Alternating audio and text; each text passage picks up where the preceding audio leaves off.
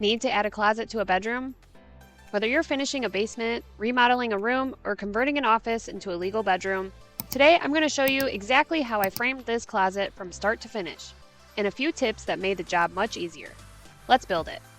When we bought this house, this room actually did have a closet, but when we remodeled our master bedroom, we decided to close off this opening and reopen it from the other side to give ourselves a much larger closet.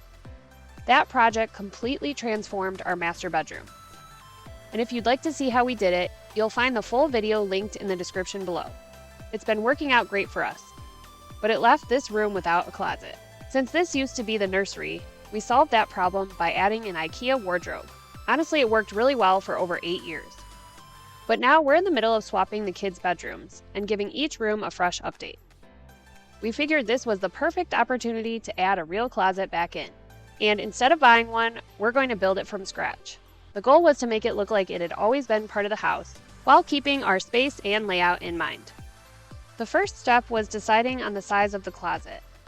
I wanted enough depth for hanging clothes while still leaving the bedroom feeling open and spacious. We actually went back and forth on making the closet span this entire wall. And trust me, it's hard to argue against more storage.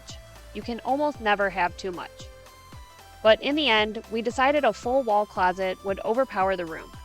And we also wanted to leave enough space for this bookshelf since there really wasn't a better place for it.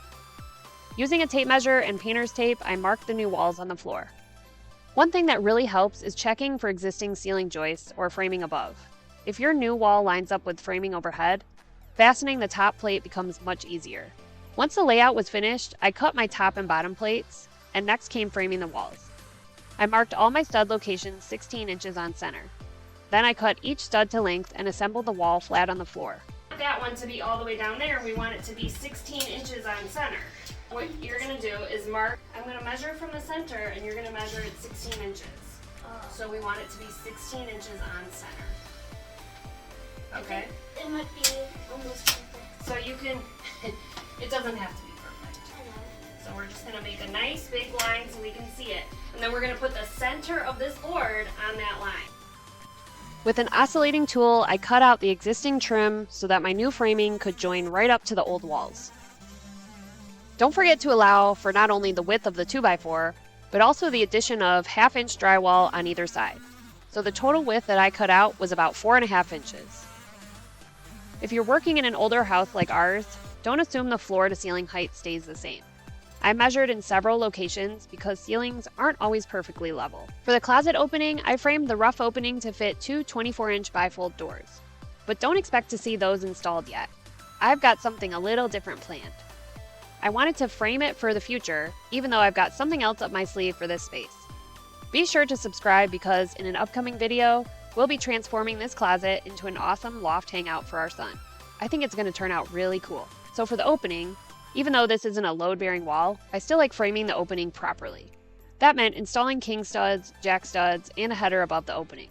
It keeps everything straight and gives the drywall and door trim plenty of support. With the walls assembled, it was time to stand them up.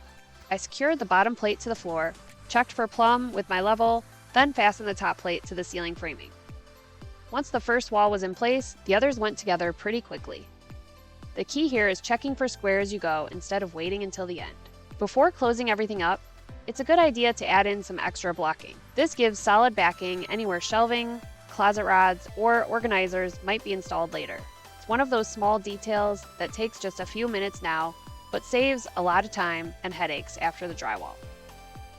And just like that, we've gone from an empty wall to a fully framed closet that's ready for electrical, drywall, and finishing. We already have a power outlet inside the closet that will be useful for inside lighting or really whatever. You can never have too many outlets these days. It's amazing how much adding one simple feature completely changes the room. Framing reminds me that what you don't see is often the most important part. Once the drywall goes up, no one will notice these studs. They'll see the paint, the trim, and the finished closet. But it's the hidden structure that holds everything together. Our faith is much the same way. We often focus on what people can see. But God is far more interested in what's happening beneath the surface. Matthew 7:24 says, "Anyone who listens to my teaching and follows it is wise, like a person who builds a house on solid rock." When our lives are built on Christ, We're creating a foundation that's strong enough to withstand whatever comes our way, just like this new closet. If this video helped you, hit that like button and see how we drywall this closet and make it into a neat little man cave. Thanks for watching Mission DIY, and I'll see you in the next project.